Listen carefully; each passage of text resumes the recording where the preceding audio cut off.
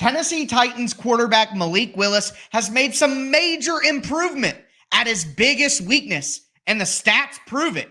I'm going to tell you why on today's edition of the Locked On Titans podcast. Let's get it.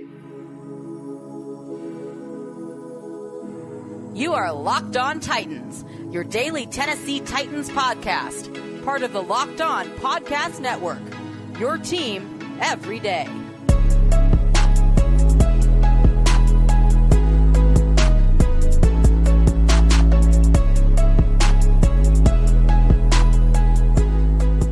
Welcome to the Locked On Titans podcast. I am your host, Tyler Rowland. Titans fans, we got a lot to talk about after the Tennessee Titans 23-17 loss to open the preseason against the Chicago Bears. Malik Willis continues to improve his biggest weakness. The Titans starting offensive line were bullies against the Bears, and Tim Kelly's new offense was very interesting to watch. I'm going to dive into all of the data, all of the film from the Titans game against the Bears on today's show. Before we get into it, do want to thank you guys for making the Locked On Titans podcast your first listen each and every day. Remember, Monday through Friday, Tennessee Titans content on all apps, all year round, and always for free. It's your team every day here on the Locked On Titans podcast, so make sure you get subscribed, stay subscribed, throw a thumbs up on the video if you're watching right now as well. The show is always free. All I ask for in return is the press of a button. I want to give a special shout out to my everydayers out there tuning in Monday through Friday. Couldn't do it without you. Let me know down below who you are, my everydayers out there. Thank you guys all so much. But again, today I want to focus on not only the numbers, but the tape, dive into some other things other than just our raw analysis after watching the game. And the big thing here is that Malik Willis continues to improve his biggest weakness. And if you guys have been paying attention to Malik Willis since he was drafted by the Titans, it's obvious that his biggest weakness is the time that it takes for him to throw the ball. Everybody wants Malik Willis to process quicker. Everybody wants Malik Willis to be able to throw the ball faster. I mean, if you guys remember, in the very first preseason game last year, Malik Willis got pulled early by Mike Vrabel because he wasn't happy with Malik Willis's ability to get rid of the football. So that is the number one thing that's been an issue for him so far. And again, he continues to make improvements every time we see him at every step of the way. So Malik Willis's time to throw yesterday or Saturday against the Bears was 3.18 seconds. Okay. If you compare that to his first preseason game ever, it was 4.37. You compare that to last year's preseason overall, it was 3.72. You compare that to last year's regular season, it was 3.52. So 4.3, 3.7, 3.5, all the way down to 3.1 on Saturday. And as you can see from what we've seen from Malik Willis so far, he's going to continue to improve there. So he's taking his biggest weakness and continually improving upon it. And I saw that on the tape as well. The data confirms it with a faster time to throw than we've seen from him so far. But it looks like he's getting rid of the ball quicker on the tape. He's processing things. He understands, hey, I'm taking this right now. It's open. I remember they get the big play to Chris Moore to start, but then Malik Willis takes a delay a game, which is something that we've heard about in practice, but comes back the very next play. The offense is spread out. He gets a quick pass over to Kyle Phillips, gain about 5 yards back, and now you're getting back in the right direction, even though it was 1st and 15. So the tape is matching up with what we're seeing from the data. Malik continues to improve time to throw, getting rid of the football. His biggest weakness is turning and turning and turning, and I expect him to continue improving at that as we go through this preseason and I think into the season. I think the Titans keep all three quarterbacks with Willis and Levis and continue to let them battle it out. But it's nice to see Malik improve in his biggest area of weakness and show that steady improvement at every step of the way. Do want to point out as well, Malik Willis had a top 5 offensive grade per Pro Football Focus on Saturday with a 79.4, the 4th best grade on the entire offense. And I know everybody wants to know, you compare that to Will Levis, 46.4. He was the 31st ranked offensive player out of 35 on Saturday by Pro Football Focus. Now, I have to say that looking through some of the other grades and things like that, I wasn't quite as impressed with, or I wasn't as down on Will Levis's performance as Pro Football Focus was. But that was across the board. Their thoughts on Jalen Duncan and some other guys. I thought the grades were a little bit off, but hey, for what it's worth, that's what they saw over at PFF. So you got to give it with a grain of salt. But Mike Vrabel talked about these quarterbacks and what he saw from them. And I thought what he said about Malik Willis was pretty interesting. And of course, it continues to be praise from Mike Vrabel for Malik Willis. He said, quote, "I thought there was some composure, thought there were some opportunities for him to run, and he ran." Vrabel also said he was able to do that. Thought he did a nice job when he got out of the pocket, keeping his eyes downfield. He was able to be a thrower when he felt there was something there, never going to restrict his ability to make plays with his feet. Just be smart with the football. You saw him convert down there in the red zone with a huge first down that allowed us to then eventually score with Malik there at the end of that first drive. So obviously, Malik Willis needs to keep improving. He needs to keep processing quicker. He needs to keep getting the ball out of his hands even faster. But against pressure, even with some missed chances, he just kept coming back and trying to do his best. And again, the time to throw has improved every single step of his career so far. So Malik Willis continuing to build on his biggest weakness and improve it every single step of the way. But we're going to continue looking at the tape, looking at the data. We got to talk about the Titans' offensive line and look at Tim Kelly's brand new offense at the end of the show. So excited to dive into all the stuff that I saw on tape with you guys. But before we get into that,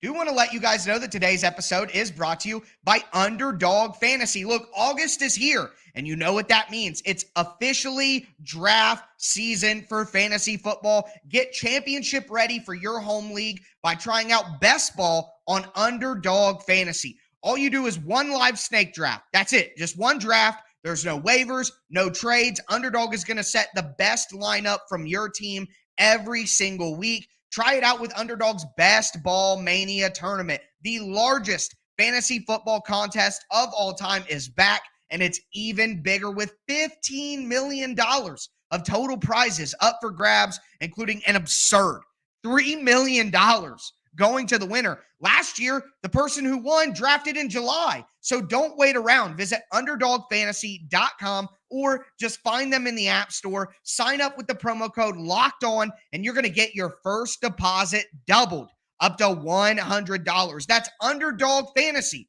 Promo code LOCKEDON.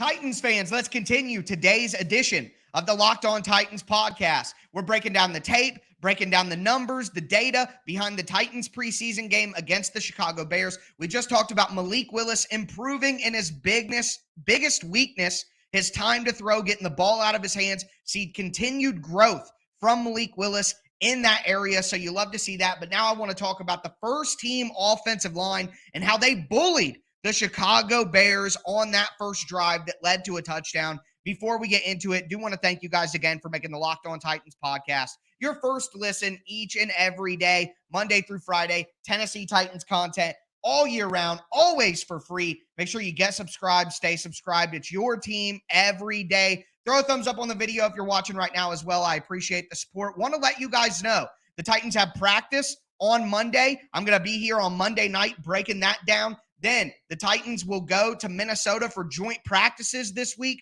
I'm going to be breaking down everything you need to know from those joint practices against the Vikings. We got another preseason game right around the corner. I'm going to have a preview for you on Friday. I'm going to be breaking it down live after the game on Saturday. Back with you on Sunday night, just like I am right now, talking more about your team, the Tennessee Titans. Again, make sure you stay locked in to the Locked On Titans podcast. But let's talk about this offensive line. I want to talk about the first string offensive line. All right, I get it. The backup offensive line, there was a lot of bad in there. But that first team offensive line's performance was fantastic. They let Malik Willis have time to throw the ball when he needed it. 0 sacks from the entire group. Only 1 pressure allowed by the entire group, and it was Chris Hubbard got 1. Okay? And somebody beat him around the edge and kind of made it up the field a little bit. But overall, a fantastic performance pass blocking by the Titans offensive line. Now the scheme helps them as well. Bootlegs, play action, keeping a tight end in, all of that different stuff definitely helps the offensive line. But hey, that is the Tennessee Titans scheme. So the offense performed very well in pass protection. Every single one of the Titans offensive linemen had a grade of 60 or higher in pass protection from Pro Football Focus. Also, what I want to point out here is they ran zone run plays, they ran gap run plays, they ran a sweep, they ran a read option. We're going to talk more about Tim Kelly and the new offense at the end of the show, but just the offensive line's ability to execute all of those different kinds of schemed up runs, absolutely fantastic. Andre Dillard, Peter Skoronski, Aaron Brewer, and Daniel Brunskill, the Titans' projected starting offensive linemen coming into the summer, those guys were absolutely awesome in pass protection yesterday. And not only that, I thought they were great on the ground as well. Like I just said, they had zone runs, they had gap runs, and let me explain the difference real quick. It's all about how you leverage the defensive line. In a zone run, what you're trying to do is block the zone in front of you, and I saw it compared to water earlier today. You're just trying to flow as an offensive line and flow with the defense, and then you let the running back pick where the hole is, and it kind of gives more of a freestyle approach to it. That's what I would compare it to. It's jazz. You know, you can kind of flow based on how the defense reacts to the blocking. With gap schemes, that's more about down blocking, pulling a guy around, having a direct target where you're trying to run the football and where you're trying to open a hole. The Titans were doing both of those techniques, and that's more about Tim Kelly's multiple offense, which again, we're going to talk about at the end of the show. But really what I'm focused on is the fact that the Titans offensive line had the ability to execute those. They had the athleticism to execute a double team and get up to the second level on a linebacker. Also, Daniel Brunskill had the athleticism to pull around. The Titans were using backside tight ends to pull around as well. So a lot of pulling, gap blocking. I mean, it was great to see the Titans offensive line be able to execute both. Little shout out to Thomas Odukoye as well, who had some good moments on that first drive as a blocking tight end, but really impressed. I mean, Andre Dillard, there was one time he got pushed back a little close to Malik Willis where it was a little bit of an anchor issue. He is a lighter, more athletic offensive tackle, so that may be something that pops up. But overall, really good day. Peter Skoronski is strong, ladies and gentlemen. Like, there was one time he was one-on-one on a block, and he was able to lift the guy up, get under his pads, lift him, and move the defensive lineman back after a little bit of a battle at the start. Another time where him and Andre Dillard executed a double team where they had to push a guy back, and my Lord, they just exploded him backwards because Skoronski is just so strong. Really impressed with Peter Skoronski. Aaron Brewer battled. He number 93 on the Chicago Bears. Don't know names of the Bears' entire roster, their second and third stringers, all of that. Not going to pretend like I have every roster in the NFL memorized or anything, but number 93, the nose tackle for the Bears, Aaron Brewer battled with him. And there were a couple of times where 93 pushed him back, but Aaron Brewer was able to anchor down, hold his position. Because Aaron Brewer is at center, it's going to allow him to get off the line of scrimmage even quicker because he's the one who controls the snap. And it's going to allow him to get under the pads and stay underneath those nose tackles, which is going to allow him to help his leverage. So Aaron Brewer, for a slight guy who has trouble anchoring and sitting down in pass protection, it's going to help him to be at center for that reason as well. Brunskill, again, incredibly strong, had the athleticism to execute a pull. Also, which, let me say, that was a Tajay Spears run up the middle and Spears missed the hole. He braced for impact when he should have just ran straight through the hole that opened up perfectly. So Spears wasn't entirely perfect, even if he was good. But a good job by Brunskill to get up through the hole on the pull. Also, like I said, with gap blocks, there's a lot of down blocking where, let's say there's a guy on your inside shoulder and you just have to wash him inside. It's an easier block to execute. But Brunskill absolutely mauled somebody across the line of scrimmage, moved him 10 yards diagonally, a little Easter egg for my Harry Potter fans out there. But yeah, I was just really impressed by the offensive line. Chris Hubbard was the only guy who gave up a pressure. I thought he had some good moments in run blocking, but he just has some balance issues. Some guys were able to cross his face. I thought he looked a little unbalanced getting up to the second level. So I would definitely say that Chris Hubbard is the weak link here for the Titans offensive line, but overall very, very impressed with each individual guy and their performance in the game. The tape was very friendly, and I plan on doing a film article where you guys could see all these clips that I'm referencing with the offensive line at alltitans.com. Do write for Sports Illustrated, so I'm going to be doing a lot of film articles this week. Make sure that you guys go check that out. Follow at alltitans.com on Twitter as well, so you can always see the articles. But with that being said, that's my breakdown on the Titans offensive line, the starting offensive line. We're going to move into Tim Kelly's offense because I saw a lot of cool stuff from Tim Kelly. And everybody says that preseason is vanilla offense. Well, Tim Kelly's vanilla was pretty tasty. So we're going to talk about that in just a moment. Before we get into it, though, do want to let you guys know that today's episode is brought to you by FanDuel Sportsbook. Football season is about to kick off, ladies and gentlemen, and FanDuel is giving you a chance to win all season long because right now, when you bet on a Super Bowl winner, and you can get pretty good odds on the Titans, I gotta say that, you can get a bonus bet every single time they win in the regular season. So if you bet on the Tennessee Titans to win the Super Bowl on FanDuel Sportsbook, every single time the Titans win during the season, you're going to get a bonus bet back to you. I mean, what an incredible deal. So just pick any team to win the Super Bowl. It doesn't have to be the Titans, but either way, you're going to get a bonus bet for every victory that team has. You can use those bonus bets to bet on the spread, player props, over-unders, and more. Visit FanDuel.com/lockedon right now to start earning bonus bets with America's #1 sportsbook. That's FanDuel.com/lockedon. Guys, you don't want to miss this chance to get bonus bets all season long.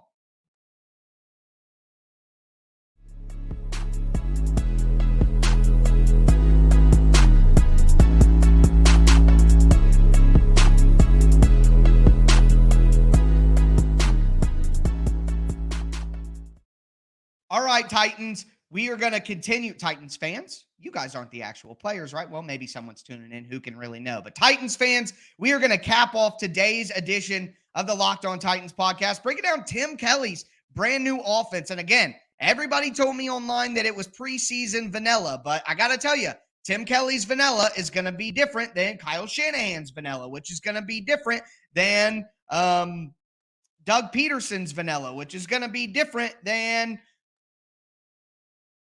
Andy Reid's vanilla. Do you guys get what I'm saying? I made an analogy the other day on Twitter when everybody was telling me, oh, it's vanilla stuff in the preseason. No reason to even care. Look, guys, I would describe it like this. It's like getting a side dish for lunch.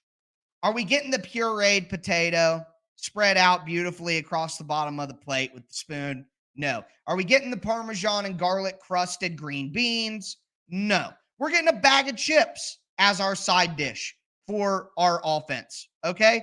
But just because it's a bag of chips and it's not the fancy sides doesn't mean that Lay's and Doritos are the same, right?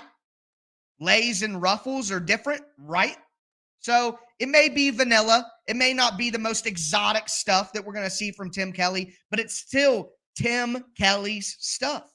And it was very, very interesting to see. Before I dive into what I saw on tape, do want to thank you guys for making the Locked On Titans podcast your first listen each and every day, Monday through Friday, Tennessee Titans content all year round, always for free. It's your team every day. Coming up this week, we're going to break down practice tomorrow. We got joint practices with the Minnesota Vikings ahead. I'm going to be breaking those down every day. And then, of course, a preview on Friday night of the preseason game. And then I'll be here live directly after the Titans preseason game against the Vikings on Saturday to break down everything that took place. But with that being said, I want to dive into this offense. So I talked a little bit about it in last segment when we talked about the offensive line.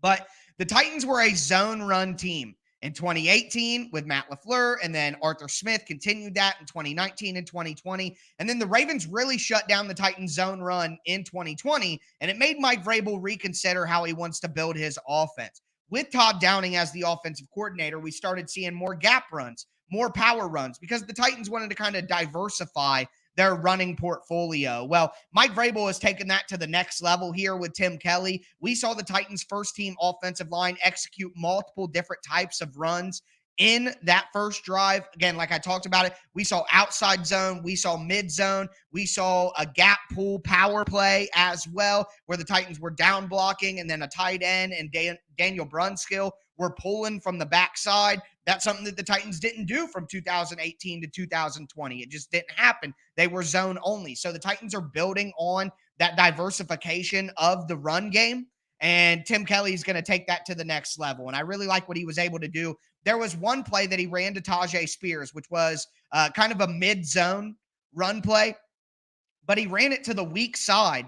And because of the Bears' four-man front alignment, all it took was a good block by the offensive tackle, and it gave Tajay Spears a two-way go where he could cut inside the offensive tackle or outside the offensive tackle. He was able to cut outside, get some pretty good yards. Not only did we see the gap runs, not only did we see the zone runs, but like I mentioned in the last segment, we saw read option Malik Willis for a touchdown. We also saw the pitch sweep to Tajay Spears where he gave the stiff arm to Eddie Jackson. So Tim Kelly really diversifying the run game, and we know from practice reports that the Titans are giving toss sweeps to Traylon Burks when he motions into the backfield. They're giving jet sweeps to Kyle Phillips off motion. So this may be vanilla, but the diversification of the Titans run game in its vanilla version is already an encouraging sign. Not only that, but as we get into the pass game here, I want to point out this stat to you as well. The Tennessee Titans on first down, all the Titans do is run on first down. Tim Kelly got hired or promoted to offensive coordinator. They're still going to run the ball all the time on first down. 32 first downs, 20 passes, 12 runs. 20 passes, 12 runs on first down. Are you not entertained? I mean, for real. If this is the vanilla version of Tim Kelly and he's throwing 20 out of 32 times on first down, well, then can we thank the heavens? Because I would imagine that would either continue or even increase in the regular season. So that stat was absolutely excellent. Again, guys, trying to give you a combination, if you're aware of the recent Drake meme, but a combination of the data and the stats and the film. Okay? I mean, that's what we're trying to do here. And both of those things said Tim Kelly's new offense was a breath of fresh air. Talk about some of the passing stuff that we saw. I really like the way that Tim Kelly was attacking cover two. Matt Eberflus is the head coach for the Chicago Bears, former defensive coordinator of the Indianapolis Colts. He loves to run a ton of too high safety stuff, and that obviously is going to lend itself to cover two. Thought Tim Kelly ran a lot of really good cover two beaters. The corner route to Racey McMath, where he was falling down but caught it. That was a corner route against cover two that helped. They were doing a lot of two-way goes where, hey, either you're hitting the corner route, Malik Willis, or you're going to dump it off to Tajay Spears in the flat. It's a 1-2 read. This guy, that guy go high to low. I thought there were some levels concepts that Tim Kelly was throwing into the middle of those zones where you'd have one guy kind of breaking into the middle, another guy sitting down on the curl a little shorter, causing some conflict with those, intermediate zone defenders for the Chicago Bears. So I like to see that from Tim Kelly's offense as well. On that weak side zone run that I talked about earlier with Spears, there was a lot of tempo there. They got to the line of scrimmage. They snapped it quick. A lot of good stuff. A lot of really good stuff. From Tim Kelly, not a lot of terrible stuff, but, the offense can only execute as good as it can with second and third stringers out there. But overall, if this is the vanilla version of Tim Kelly's offense, well, I like what we saw. But with that being said, the Titans practice tomorrow. I'm going to be back with you guys to break it all down. Joint practices later this week. I'm going to be having more film conversations throughout this week. A lot of Titans content coming your way. I mean, I'm working 7 days a week, sun up to sundown, getting it going for you guys. So make sure that you subscribe to the show, hit that thumbs up button, follow me on Twitter at TicTacTitans, follow alltitans.com where I write all that different stuff. But either way, excellent episode here. Glad to have the Titans back. That is going to do it for for me today, folks. As always, I am your host, Tyler Rowland, and this was Locked On Titans.